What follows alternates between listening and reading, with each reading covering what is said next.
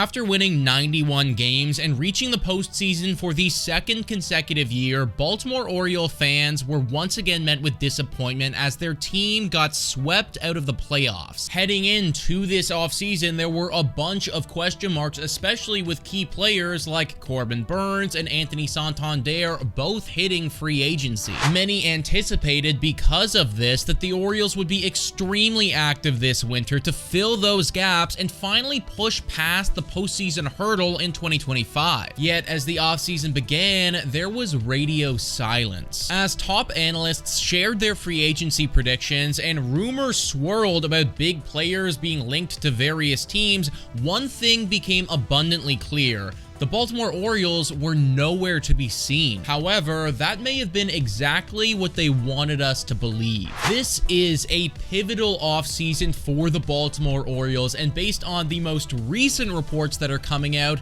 it's looking like they might be a lot more active than people initially thought. What's up, folks, and welcome back to the channel. In this one, we're going to discuss why the MLB should not be sleeping on the Baltimore Orioles this offseason. Before we get into it, I encourage you guys to hit the like and smash the subscribe button if you enjoy baseball content and discussion so you don't miss any future videos. Alright folks, let's get into it. So I think that we can all agree that the Baltimore Orioles can't just sit idly by this offseason. For the last 2 years, they've been one of the most dominant teams in the regular season, but the second that the postseason begins, they just crumble. Pair that with the potential loss of their ace Corbin Burnes and 44 home run hitter Anthony Santander, and you are looking at a team that needs to go out and bring in some outside talent. Good news for Baltimore Orioles fans is that their GM recently spoke up about this. MLB Trade Rumors writes, "To this end, Elias said the Orioles are considering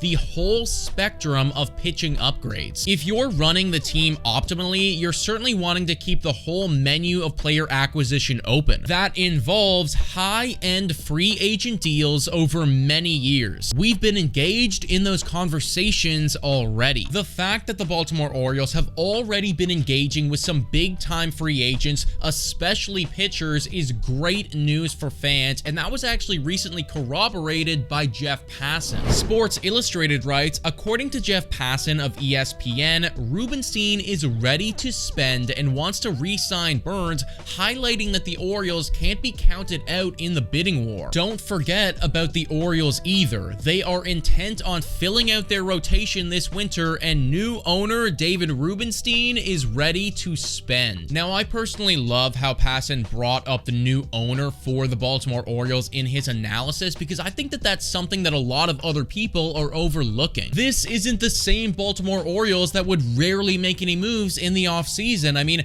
under this new ownership, we watched as they went out and they made the blockbuster deal for Corbin Burnes in the first place, which was something that we never would have seen them do several years prior. This new ownership is also why you're seeing some recent updates like this from John Morosi. Teoscar Hernandez is drawing interest from the Red Sox and Orioles in free agency, sources say. Other clubs are involved too. Baltimore and Boston have similar needs for right-handed power. Now, the pitching is obviously a big area of concern for the Baltimore Orioles, but the lineup needs some help too, especially with the potential loss of Anthony Santander, and bringing in Teoscar Hernandez would 100% help with that. And on top of being in on some big-time free agents, I feel like a lot of people are forgetting how good that Baltimore Orioles prospect system still is. For years, it's felt like the Orioles just keep having elite talent come from their farm system, and in 2025, it's going to be no different. Obviously, you'll have Jackson Holliday up with the team again, and hopefully he can take the next step,